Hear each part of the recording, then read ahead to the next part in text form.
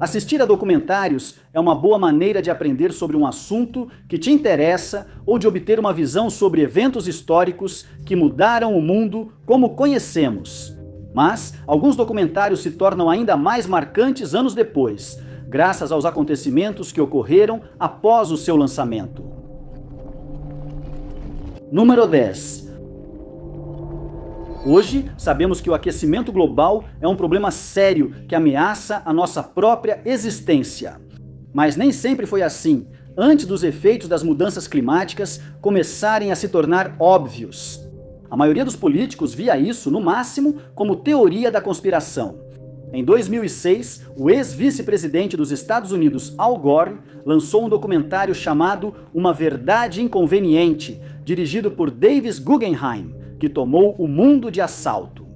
O filme acabou ganhando 2 Oscars, mas também atraiu muitas críticas. Al Gore lançou o filme para aumentar a conscientização sobre o aquecimento global e seus perigos para o planeta. E ele escolheu fazer isso de uma maneira bem incomum. Ele podia ser visto apresentando suas descobertas em um palco e usando slides para transmitir seu ponto de vista por meio de uma apresentação principal. Mas as opiniões levantadas durante a apresentação não eram apenas de Gore. Ele reuniu dados de alguns dos principais cientistas do mundo que concordaram que o planeta estava caminhando para o desastre e que isso só poderia ser contido se começássemos a levar as mudanças climáticas a sério. Ele afirmou que a humanidade estava sentada em uma bomba relógio e que no ritmo em que estávamos indo, a Terra veria tempestades, epidemias e secas sem precedentes. Dentro de 10 anos após o lançamento do documentário, se isso acontecesse, ele acreditava que enfrentaríamos a extinção pelas nossas próprias mãos, graças à nossa incapacidade de enxergar o dano que estamos causando ao nosso próprio planeta. Ele também sugeriu que mudássemos nosso estilo de vida, levássemos as mudanças climáticas a sério e colaborássemos por uma solução definitiva. Gore explicou o que causava o aquecimento global e ressaltou que a queima de combustíveis fósseis é um dos principais culpados. Comentou sobre a ideia de que a Terra seria grande demais para o ser humano causar impacto duradouro. Ele também fez questão de ressaltar que o aquecimento global não é uma questão política, mas sim algo que afeta todos os seres humanos. É uma questão moral que pode ser corrigida se mudarmos nosso modo de vida e trabalharmos juntos por um futuro melhor para o planeta. Uma das partes mais surpreendentes e eficazes do documentário mostra Al Gore apresentando várias imagens que foram tiradas durante diferentes missões espaciais. Nas fotos, fica claro que a Terra está mudando e as calotas polares estão derretendo como resultado das mudanças climáticas. Essas fotos de antes e depois ajudaram a mudar a opinião de milhões de pessoas e geraram uma nova onda de ambientalismo ao redor do mundo. As pessoas finalmente perceberam que o aquecimento global não era um problema que se resolveria sozinho, e muitos ficaram chocados com o que descobriram. Número 9 de hoje, Luiz Orlando Cuevas Manchego, mais conhecido como Lucuma. É um pintor famoso que trabalha e vive no Peru. Mas nem todo mundo que o encontra conhece sua história de vida e os crimes que cometeu que o levaram à prisão por muitos anos. Ele não teme falar do passado, pois isso o fez perceber que poderia ter uma vida melhor por meio da arte. E ele detalha como isso aconteceu em um documentário publicado no YouTube pelo canal Vice em 2014. O filme, intitulado De Assassino Psicopata a Pintor, começa com a imagem de uma das pinturas de Manchego.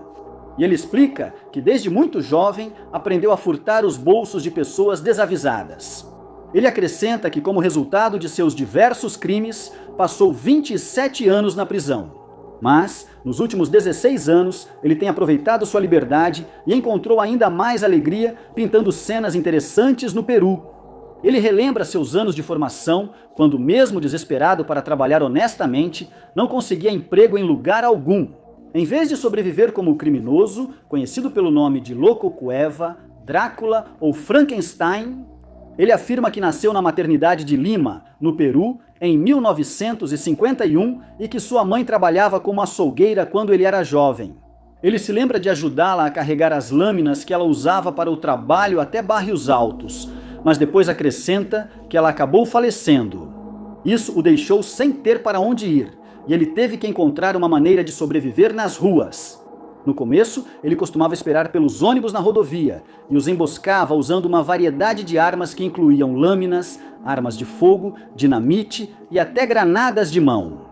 Às vezes, ele encontrava criminosos rivais de cartéis em Lima, e hoje ele considera um milagre ter conseguido sobreviver por tanto tempo. Ele não só lutou contra esses cartéis, mas também contra a polícia que tentava capturá-lo. Ele acredita que só permaneceu vivo porque ainda não era sua hora de partir e acredita que agora conquistou o respeito das pessoas da comunidade graças à sua arte. Ele aponta que, mesmo se deixar as portas da sua loja abertas e sem ninguém tomando conta, ninguém ousa roubar nenhuma de suas pinturas, graças à sua reputação. Hoje, ele pinta cenas que retratam políticos corruptos, gangsters, criminosos, trabalhadores de rua e outros que vivem à margem da sociedade. Em um esforço para espalhar sua mensagem de que qualquer um pode mudar o rumo de sua vida, desde que esteja disposto a se esforçar para se tornar uma pessoa melhor. Número 8. Em 2004, Morgan Spurlock lançou um documentário chamado Super Size Me, que mudaria para sempre a maneira como pensamos sobre fast food. Ele se desafiou a comer apenas McDonald's por 30 dias, com o objetivo de acompanhar o efeito que isso teria em sua saúde. Mas antes de fazer isso, ele consultou vários médicos, a maioria dos quais o assegurou de que seu experimento não teria efeitos duradouros. Com a autorização dos profissionais de saúde, ele começou sua jornada alimentar em 1º de fevereiro de 2003. No início do documentário, Spurlock afirmou que estava em uma condição física acima da média, opinião dada por seu treinador pessoal. Em seguida, ele consultou especialistas, incluindo um cardiologista, um gastroenterologista, um clínico geral e um nutricionista. Eles o alertaram que ele provavelmente teria efeitos colaterais ao comer só McDonald's por um mês, mas asseguraram que não seriam permanentes. Como o corpo humano é muito resistente e adaptável a mudanças, Spurlock destacou antes de começar sua dieta que ele pesava 84 quilos e tinha 1,88 metro de altura. Em seguida, ele explicou as regras do desafio. Ele comeria McDonald's no café da manhã, almoço e jantar, e ao longo dos próximos 30 dias garantiria comer todos os itens do cardápio do restaurante pelo menos uma vez. Se o atendente perguntasse se ele queria aumentar a refeição, ele tinha que aceitar. Caso não oferecessem essa opção, ele só podia comer o tamanho normal. Para garantir resultados relevantes para pessoas comuns, ele caminharia a mesma distância que um cidadão médio percorre diariamente, cerca de 3 quilômetros. Ele tomou seu primeiro café da manhã em sua cidade natal, Manhattan, no dia 1º de fevereiro, e só no segundo dia ele teve sua primeira refeição tamanho gigante. Quando ele terminou a refeição, que consistia em um double quarteirão com queijo, uma porção gigante de batatas fritas e um refrigerante de 1,2 litro, ele começou a se sentir mal e acabou passando mal no estacionamento do restaurante. Apenas 5 dias após o início do desafio, ele já havia ganhado quase 5 quilos e começou a se sentir deprimido. Ele sentiu dores de cabeça que, segundo ele, desapareciam imediatamente assim que comia outra refeição do McDonald's. Dias depois, ele foi pesado novamente e foi revelado que ele havia ganhado mais 4 quilos. Quando o desafio foi concluído, ele havia ganhado impressionantes 11 quilos em apenas 30 dias. Mas ele também experimentou várias mudanças preocupantes em sua saúde. Com apenas 21 dias de dieta, ele começou a sofrer palpitações cardíacas e foi descoberto que ele havia sofrido danos no fígado. Seus amigos e familiares disseram que ele tinha muito pouca energia e foi descoberto que ele havia ganhado 8 quilos em apenas 12 dias, enquanto já estava perdendo massa muscular. Ele foi aconselhado por um médico a interromper o experimento imediatamente, mas Spurlock estava determinado a cumprir os 30 dias conforme planejado, quando tudo estivesse dito e feito. Os mesmos médicos que haviam examinado seu corpo antes ficaram horrorizados com os efeitos que a dieta teve em seu organismo.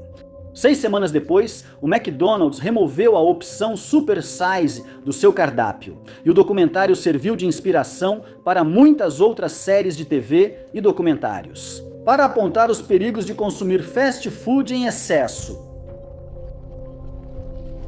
Número 7. A Linha Azul de Finn é um documentário policial de 1988 criado por Errol Morris. Foca nas várias condenações injustas feitas pelo sistema de justiça ao longo dos anos. Mas seu foco principal está em um caso específico em que um policial, Robert William Wood, perdeu a vida e na condenação injusta que se seguiu ao trágico incidente. Tudo começou em 27 de novembro de 1976, quando um homem chamado Randall Dale Adams ficou sem gasolina em uma rua de Dallas, Texas. Ele precisou deixar o carro na estrada e foi andando até o posto de gasolina mais próximo. Mas, no caminho, David Ray Harris, a quem Adams nunca tinha visto antes, parou ao lado dele e ofereceu uma carona. Sem que Adams soubesse, Harris estava dirigindo um veículo roubado. A dupla começou a conversar e passou o resto do dia juntos, bebendo cerveja, penhorando itens roubados e usando substâncias ilegais. Depois de ir ao cinema, Adams voltou para seu quarto de motel mais tarde naquela noite, por volta da meia-noite. O policial de patrulha Roberto Wood e sua parceira Teresa Turco pararam Harris depois de vê-lo dirigindo sem acender os faróis do carro. Wood saiu do carro de patrulha e se aproximou do veículo roubado de Harris, mas Harris sacou uma arma de fogo e tirou a vida de Wood após atirar nele 5 vezes. Turco atirou no veículo enquanto Harris fugia em alta velocidade e não conseguiu anotar o número da placa, mas relatou que havia apenas uma pessoa no carro. Harris fugiu para sua cidade natal, Vidor, onde se gabou para seus amigos de ter tirado a vida de um policial. Mas ele alegou que só fez a declaração para impressionar os amigos quando foi levado para interrogatório. Ele mudou suas alegações mais uma vez ao descobrir que a munição usada no ataque havia sido compatibilizada com a arma de fogo que ele havia roubado do pai. Ele disse que estava lá no ataque, mas não foi quem puxou o gatilho. Em vez disso, ele colocou a culpa em Adams, dizendo que só o conheceu quando o pegou naquele dia. Adams foi detido e afirmou que não estava envolvido de forma alguma. A polícia afirmou que Harris havia passado no teste do polígrafo e que ele tinha reprovado, mas Adams insistiu que era inocente. A Linha Azul Finn questiona os motivos da polícia para acusar Adams do crime. A principal teoria era que, como Harris era jovem demais para receber a pena de morte, Adams foi acusado em seu lugar, já que tinha 22 anos, e sua execução confirmaria que qualquer um que tirasse a vida de um policial receberia a sentença mais severa possível. Turco testemunharia que o motorista do veículo estava usando um casaco com gola de pele. Adams não possuía esse tipo de casaco, mas Harris possuía. Uma testemunha declarou que viu 2 pessoas no carro e apontou Adams como sendo uma dessas pessoas. Outras 2 testemunhas então afirmaram que viram apenas uma pessoa no carro e que era Adams. Mais tarde, viria à tona que uma das testemunhas havia declarado anteriormente que o homem que ela viu era mexicano ou afro-americano. Adams foi considerado culpado e condenado à execução. Enquanto isso, Errol Morris começou a fazer o documentário Linha de Defesa em 1985 e começou a descobrir alguns fatos preocupantes sobre o caso, como, por exemplo, que a policial turco havia declarado inicialmente que nunca viu o agressor de Woods. Adams recebeu um novo julgamento depois que Harris, que havia recebido a pena de morte em outro caso, decidiu confessar. As acusações contra ele foram retiradas, e em 30 de junho de 2004, Harris foi executado. Número 6. Hearts and Minds, um documentário anti-guerra dirigido por Peter Davis, recebeu o prêmio legado no cinema Eye Honors Awards. O filme mostra os horrores enfrentados pelos soldados de ambos os lados na Guerra do Vietnã.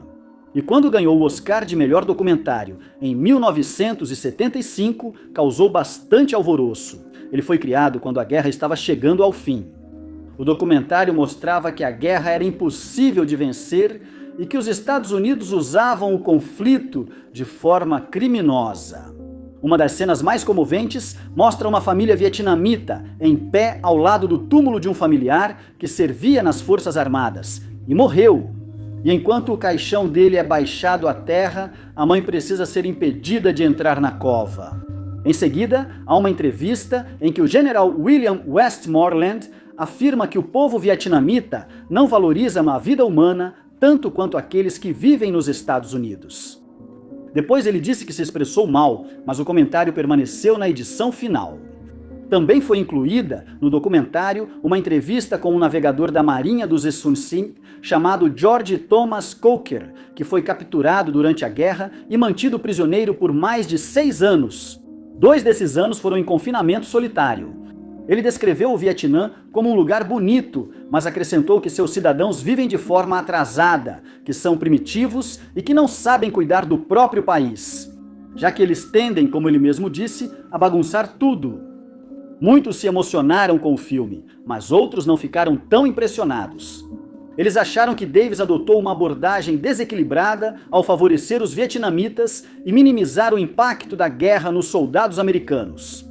O veterano Randy Floyd afirma durante sua entrevista que as pessoas nos Estados Unidos fizeram o possível para ignorar o elemento criminoso que surgiu durante o conflito e que era exibido por autoridades e outros superiores. Quando o filme foi concluído, Davis o apresentou à Columbia Pictures, mas eles se recusaram a lançá-lo. O filme acabou ganhando um Oscar, mas até esse momento foi marcado por controvérsias. Durante seu discurso de aceitação, o coprodutor do documentário, Bert Schneider, leu um telegrama de um homem que atuou como principal negociador vietnamita nos Acordos de Paz de Paris. E muitas pessoas ficaram surpresas. Isso resultou na resposta do apresentador da cerimônia, Frank Sinatra, que leu um bilhete aparentemente escrito por Bob Hope. Afirmava que a academia não se responsabilizava por declarações políticas e pedia desculpas por tais opiniões terem sido divulgadas naquela noite. Número 5. Durante o final da década de 1980, começaram a circular rumores de que uma ilha gigantesca, feita apenas de lixo, estava flutuando pelo Oceano Pacífico, em algum lugar entre o Havaí e a Califórnia. Desde então, passou a ser chamada de Grande Mancha de Lixo do Pacífico. E em 2008, a diretora Meredith Denlock e o correspondente da Vice, Thomas Morton, decidiram sair em busca dela. Eles filmaram toda a experiência, cujas imagens foram posteriormente lançadas como um documentário intitulado Ilha Tóxica de Lixo. O documentário aborda os rumores sobre a existência da ilha e detalha uma experiência relatada por Charles Moore, um homem que estava navegando do Havaí para a Califórnia em algum momento dos anos 1990. Em certo ponto da jornada, ele mudou a rota e navegou pelo Pacífico Norte. Jayre ou giro é um sistema de correntes no Oceano Pacífico que gira no sentido horário como resultado dos ventos na região e do efeito Coriolis. Ele e sua tripulação eram os únicos no giro, pois a maioria dos marinheiros evita a região devido à falta de vento para a navegação. O que ele encontrou lá mais tarde seria descrito como uma ilha de lixo do tamanho do Texas. O lixo havia flutuado para fora do giro através das correntes. E assim, tornou-se um ponto natural onde todo o lixo que acabava no oceano, vindo das áreas ao redor, se acumulava. Sempre foi assim, mas com os tempos modernos, vêm problemas modernos. Antigamente, os detritos que chegavam ao giro, como madeira de navios naufragados ou cargas perdidas, acabavam se degradando e desaparecendo. Mas nos tempos modernos, nem tudo é biodegradável. E como tantos produtos e embalagens são feitos de plástico, eles permanecem na superfície do oceano e nunca se degradam. Isso resulta na formação da ilha de lixo ou da grande mancha de lixo. Moore navegou por esse lixo durante quase uma semana, e isso teve um grande impacto nele. Ele decidiu começar a pesquisar a mancha e voltava ao giro ocasionalmente para realizar mais pesquisas. Morton decidiu acompanhá-lo em uma dessas viagens para fazer seu documentário, e depois de uma semana navegando, eles finalmente chegaram. Eles notaram pequenas quantidades de lixo passando pelo barco e se surpreenderam com os itens encontrados. Eles viram máscaras de hóquei, tênis da Nike, um capacete, uma roda que já foi parte de uma bicicleta e até coletes salva-vidas que tinham sido rasgados por tubarões. Havia também o lixo comum, como garrafas plásticas, sacolas e embalagens de salgadinhos. A maior parte parecia ter vindo da Ásia até o Geier, embora parte desse lixo certamente tenha sido deixada na água por marinheiros. A maior parte do lixo, no entanto, veio dos continentes e chegou ao Gyre depois de percorrer até 8.000 quilômetros à deriva. Eventualmente, a tripulação decidiu parar e coletar amostras da água, e o que eles viram foi horrível. Enquanto analisavam as amostras no microscópio, a tripulação notou que tudo estava coberto por partículas de plástico degradadas. E levaria centenas, se não milhares de anos, para que isso afundasse até o fundo do oceano ou se dissipasse. Número 4. Os Beatles certamente continuarão sendo uma das bandas de rock mais influentes. Eles ainda têm uma base de fãs enorme ao redor do mundo, apesar de seu último álbum, intitulado Let It Be, ter sido lançado em 1970. Esse também é o título de um documentário sobre a banda, que foi dirigido por Michael Lindsay Hogg naquele mesmo ano, e que deixou muitos fãs da banda perplexos com a reação deles ao seu lançamento. O documentário deveria mostrar aos fãs o pensamento e os processos pelos quais a banda passou enquanto ensaiava suas novas músicas. Antes de apresentá-las no terraço da sua empresa multimídia, chamada Apple Corps, que fica em Londres, essa não foi a primeira vez que Lindsay Hogg trabalhou com os Beatles. Ele também produziu os videoclipes das músicas Hey Jude e Paperback Writer. Então, ele foi a escolha natural para criar o documentário que acompanharia o álbum final deles. As filmagens começaram em janeiro de 1969 e continuaram por 3 semanas. Mas a apresentação que eles estavam ensaiando seria a última da banda. E quando o documentário finalmente ficou pronto para ser lançado, eles já tinham seguido caminhos diferentes. Paul McCartney havia entrado com um processo contra seus companheiros de banda, pois queria que o contrato que detalhava suas parcerias fosse dissolvido.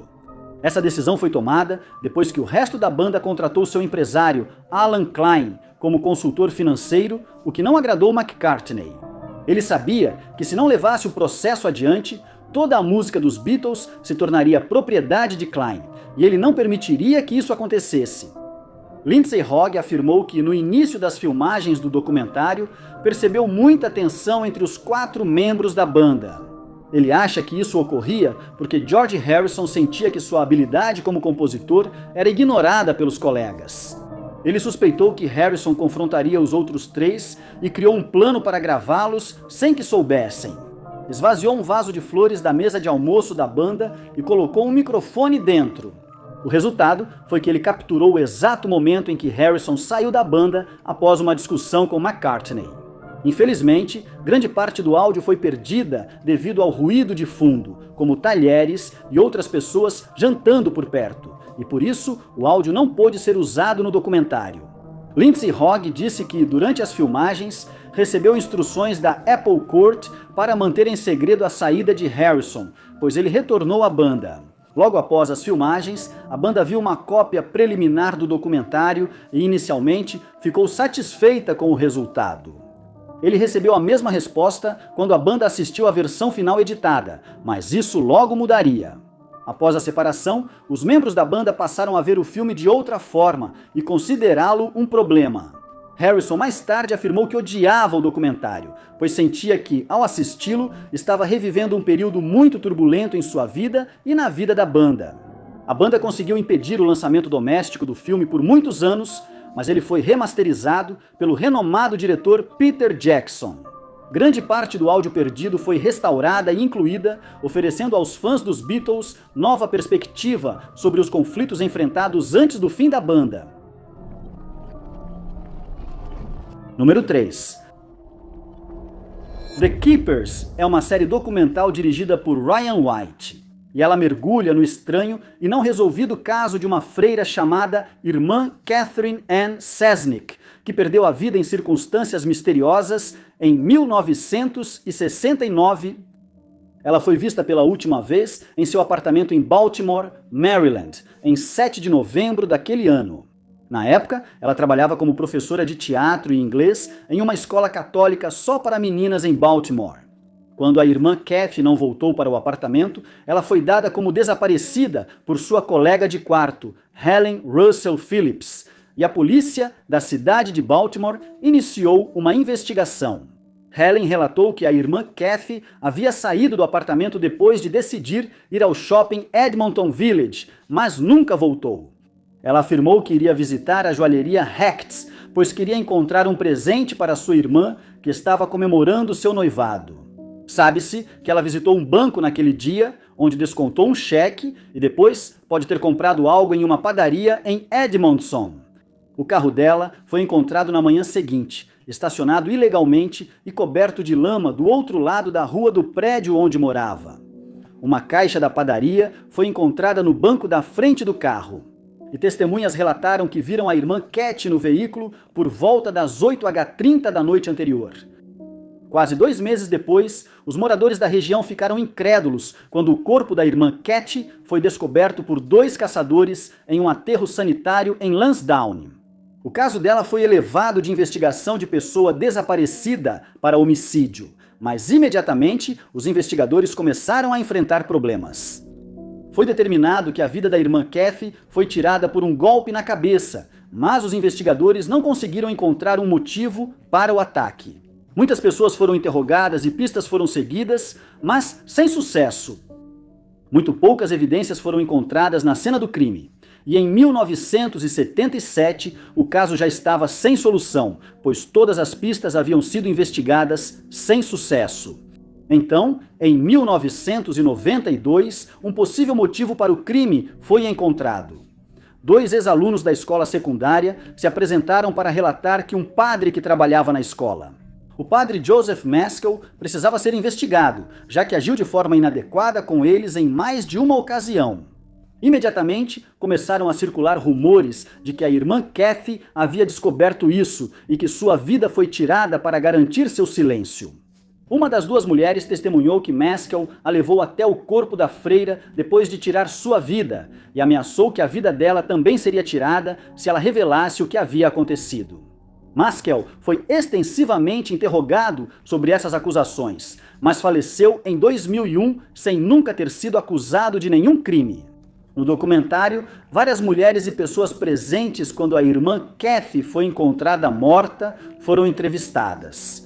Smith estava esperançoso de que o filme traria um novo interesse ao caso e que a justiça finalmente seria feita. Mas ainda permanece desconhecido quem cometeu o crime. Em 2017, foi decidido que os restos mortais de Maskell deveriam ser exumados e amostras de DNA foram coletadas.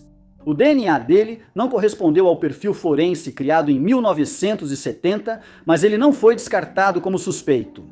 E quando tudo foi dito e feito, um processo foi movido por 16 mulheres contra Maskell no valor de $472 mil. Número 2. Muitas pessoas consideram o querido Zachary, Uma Carta a um Filho sobre Seu Pai, o documentário de true crime mais devastador já feito. Ele acompanha o caso assombroso do assassinato de Andrew Bagby, na Pensilvânia, em 2001. Foi dirigido por Kurt Kuna, um amigo de infância de Bagby, e lançado em 2008, mas Kuna começou a filmar para o projeto em 2001, depois que soube que Bagby havia sido atacado. Ele se concentrou na principal suspeita, a ex-namorada de Bagby, Shirley Turner, que havia mentido para ele sobre estar grávida e tinha medo de que ele terminasse o relacionamento. Os detalhes do caso de Bagby são os seguintes. Foi descoberto que no dia 4 de novembro de 2001, Turner havia ligado para ele 3 vezes. E mais tarde, naquele mesmo dia, ela dirigiu até Latrobe, onde Bagby morava. Ela estava claramente ansiosa para vê-lo, já que morava a 16 horas de distância, e no dia seguinte ela chegou. Ela então confrontou seu ex em sua casa e os dois concordaram em se encontrar mais tarde naquela noite. Ele prometeu ao supervisor T. Clark Simpson que o visitaria após encontrar-se com ela. Desde então, Simpson achou que era uma má ideia vê-la, mas Bagby nunca chegou à casa de Simpson. E na manhã seguinte, ele foi encontrado morto em um estacionamento no município de Derry. Ele havia sido atacado com uma arma de fogo. E quando a polícia entrou em contato com Turner, ela afirmou que no momento do ataque estava em sua cama em casa, pois estava doente. Descobriu-se que ela acessou vários sites no computador de Bagby e ligou para o trabalho dizendo estar doente pelo telefone dele. Ela rapidamente mudou sua história, dizendo que realmente tinha visto Bagby e que ele havia colocado sua arma de fogo no porta-malas do carro dele. O instrutor de tiro dela disse à polícia que ela contou que a arma havia sido roubada. Quando o apartamento de Turner foi revistado, os investigadores encontraram impressões de mapas de Council Bluffs, em Iowa, onde ela morava, até Latrobe, e ela foi nomeada como a principal suspeita. Quando a polícia voltou com um mandado de prisão, ela já havia fugido para St. John's, em Terra Nova, Canadá. Enquanto filmava, Cunha soube que Turner novamente dizia estar grávida de um filho de Bagby. Os pais de Bagby, David e Kathleen, viajaram para Terra Nova para solicitar a guarda do neto, que após o nascimento recebeu o nome de Zachary. Mas Turner recusou o acesso do casal à criança, pois acreditava que eles iriam sequestrar o bebê. Ela acabou sendo tranquilizada e permitiu que David e Kathleen o visitassem. Mas logo ficou claro que Zachary se sentia muito mais à vontade na companhia dos avós e que ele não tinha criado muito vínculo com Turner. No primeiro aniversário, ouviram Turner dizer a Kathleen para levar o menino, já que ele a amava mais que a mãe. Em 2002, ainda não havia sido tomada a decisão se Turner precisava ser extraditada, e ela foi levada para a prisão e depois solta várias vezes. Então, em 2003, tanto Turner quanto Zachary foram encontrados mortos na água perto da Marina Foxtrot, trazendo o caso a um fim trágico e resultando em uma conclusão de partir o coração para o documentário. Número 1. Em 2011, Vera Jo Regal, de 24 anos, morava em Findlay, Ohio. A vida dela não era fácil, pois ela foi diagnosticada com transtorno de déficit de atenção e hiperatividade, o que significava que ela tinha a capacidade mental de uma criança de 8 anos. Mais tarde, veio à tona que as circunstâncias em sua casa tornavam sua vida insuportável. Isso é mostrado no documentário intitulado Boa Noite, Sugar Babe, o assassinato de Vera Jo Regal. O documentário foi dirigido por J. Davis Miles e detalha a investigação do caso de Vera e seu desfecho inimaginável. Vera nasceu em 1986, filha de Verna Messersmith e Willard Regal. E aqueles que a conheciam a descreviam como uma alma gentil que se esforçou muito para conseguir seu diploma do ensino médio. Mas no dia 27 de março, por volta das 2 da manhã, um maquinista que estava viajando por um conjunto de trilhos perto da Avenida Blanchard avistou algo nos trilhos e ele presumiu que fosse um cervo. Ao chegar ao local, ele viu que era o corpo de uma mulher e chamou a polícia. Ao encontrarem Vera, presumiu-se imediatamente que ela fora atingida por um trem. Mas, quando foi realizada uma autópsia, veio à tona que ela havia sido brutalmente agredida e o ataque aconteceu no local onde ela foi encontrada. No dia seguinte à morte de Vera, Daniel Bixler, um ladrão recentemente libertado, e sua namorada Nicole Peters foram presos. Vera estava morando com a família Brooks, incluindo Bixler e Peters. Bixler era filho do primo de Cherry Brooks, Daniel Bixler Sr., que estava na prisão devido ao arranjo de moradia. Bixler e Peters se tornaram suspeitos imediatamente. Foi revelado que Vera tinha saído para encontrar um novo namorado. A família Brooks era extremamente controladora. Ninguém, nem adultos nem crianças, podia sair por medo de Cherry perder a guarda novamente. Após remoções anteriores, a polícia frequentava a casa devido às acusações de agressão, ameaças, negligência e más condições. Ashley, irmã de Vera, relatou ter sido mantida lá contra a vontade. Em janeiro, Cherry deixou Vera morar no local para receber seus benefícios de invalidez. Não por preocupação, Zach e Sherry também agrediram Vera e lhe negaram comida. Em 5 de dezembro, Daniel foi acusado de homicídio, adulteração de provas, agressão e sequestro, e Nicole foi acusada de homicídio qualificado. As evidências indicam que eles agrediram Vera em casa, depois a levaram aos trilhos do trem e a mataram com uma lâmina. Daniel recebeu prisão perpétua e Nicole foi condenada a 23 anos